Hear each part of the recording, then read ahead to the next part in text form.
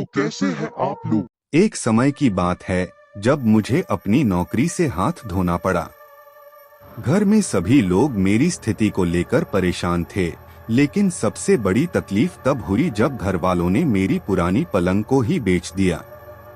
यह मेरी आखिरी यादों का हिस्सा था, एक ऐसा पलंग जिस पर मैंने कई रातें बिताईं, और अब वह भी नहीं था। बड़े भैया ने कुछ पैसे दिए और कहा, नए पलंग के लिए ले आ बेटा। लेकिन उन पैसों में तो एक पुरानी खाट भी नहीं मिल सकती थी। बहुत देर तक इधर उधर भटकने के बाद मैं एक दुकान पर गया जहां पुराने सामान मिलते थे। वहां के मालिक ने बताया कि पैसे उतने नहीं हैं कि कुछ अच्छा मिल सके।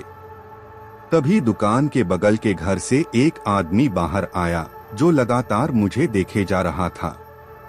उसकी आंखों में एक अजीब सी चमक थी। आदमी धीरे से, तुम नए पलंग की तलाश में हो न? मेरे पास एक पुराना खाट पड़ा है, बहुत सस्ते में दे दूंगा। जब मैंने खाट देखा तो वो बहुत ही अच्छा दिख रहा था, जैसे नए जैसा ही था। गंध में भी कोई खराबी नहीं थी।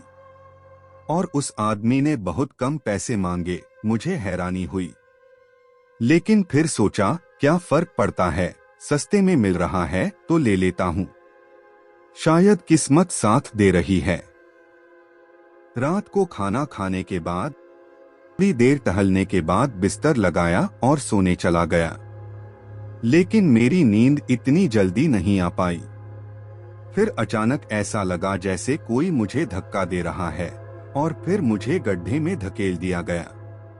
पूरा शरीर जल रहा था। दर्द से चिल्लाते हुए मेरी आंखें खुल गईं।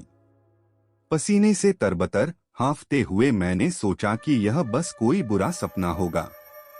फिर से आंखें बंद की और लेट गया। लेकिन अब खाट पर लेटते ही ऐसा महसूस हुआ जैसे कोई मेरे कंधे को कसकर पकड़कर जकड़ रहा है। मेरे पैर जैसे किसी ने पकड़ लिए हों, और फिर वही दर्द शुरू हो गया। पर इस बार यह सपना नहीं था, यह असली था। कोई मुझे सच में पकड़ रहा था। मैंने चीखा और मेरे परिवार वाले दौड़े दौड़े आए, लेकिन जैसे ही वे कमरे में दाखिल हुए यह सब रुक गया। घर वाले घबराए हुए, तुम्हारा सपना था बेटा, फिर से सो जा। लेकिन उस रात मैंने खाट पर वापस जाने की हिम्मत नहीं की। मैं जमीन पर सोया। लेकिन अगली सुबह कुछ तो असलियत लग रही थी। शायद यह मेरा वहम था।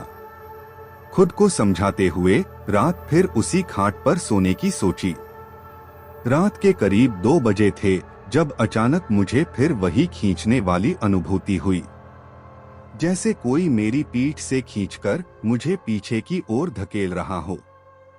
मैं आगे नहीं बढ़ पा रहा था, और मेरे पैरों में ऐसा लगता था जैसे किसी ने जंजीरों से जकड़ रखा हो।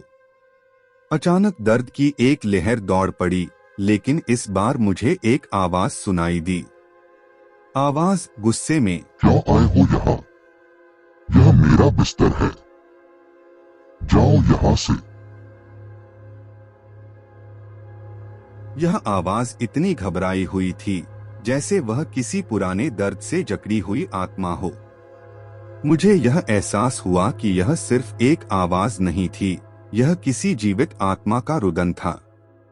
मेरी धड़कन तेज हो गई, शरीर कांपने लगा। मुझे लगा यह बस एक सपना है, लेकिन यह बहुत हकीकत जैसा लग रहा था। फिर से दर्द शुरू हो गया, और मुझे लगा कि मेरा शरीर हवा में उड़ रहा है। अचानक एक अजीब सी आवाज सुनाई दी, जैसे खाट हवा में लहर रही हो। मैं अपने कंधों पर कोई भारी वजन महसूस कर रहा था, जैसे कोई मुझे घसीट कर कहीं ले जा रहा हो। आवाज चिल्लाती हुई, जाओ यहाँ से, यह जगह मेरी है। मेरे शरीर में दर्द की एक और लहर दौड़ी, और अचानक खाट के चारों ओर आग दिखाई दी।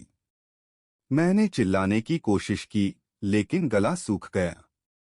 कुछ ही सेकंड बाद मुझे महसूस हुआ जैसे मेरे पैर और हाथ अब पूरी तरह से आजाद हो गए।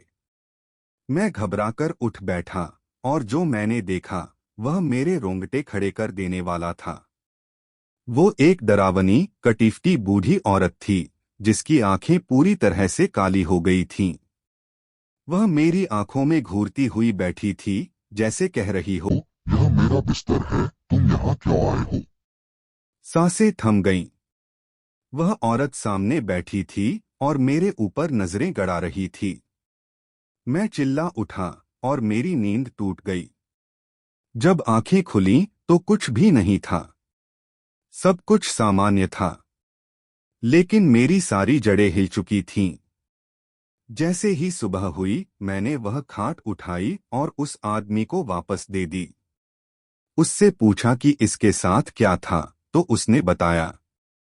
आदमी मुझे डराते हुए, यह खाट मेरी माँ की थी, जो कुछ दिन पहले ही इस पर लेटी थीं और मर गईं। वह हमेशा यही चाहती थीं कि कोई इस पर चैन से सोए। अब तक यह खाट नहीं दी गई थी, क्योंकि माँ की आत्मा यहीं बसी हुई थी। मैंने वह खाट तुरंत वापस कर दी, लेकिन डर और रहस्य कभी नहीं गया। अब भी मुझे वह आवाजें, वह दर्द और वह बूढ़ी औरत याद आती हैं, जो हमेशा अपना बिस्तर चाहती थी। नया मोड़, द कर्स कंटिन्यूज। अब कहानी में एक और मोड़ आता है। कुछ दिनों बाद मैंने सुना कि उस आदमी की मां की मृत्यु के बाद उसके घर में अजीब घटनाएं घट रही थीं।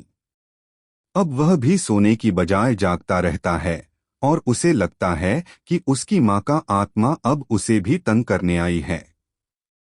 क्या वह खाट वाकई कुछ भूतिया शक्ति रखता था? क्या वह औरत सच में उस खाट पर सोने की हकदार थी?